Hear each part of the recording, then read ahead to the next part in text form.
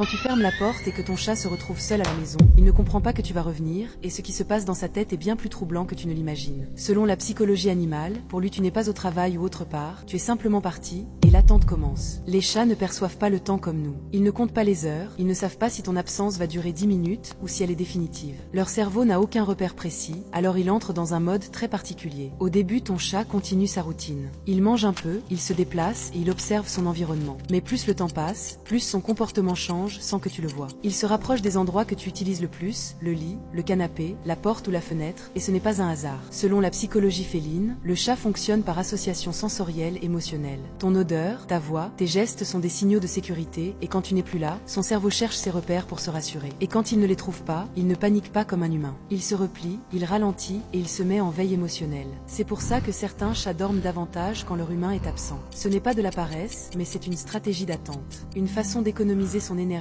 en attendant que le monde redevienne stable.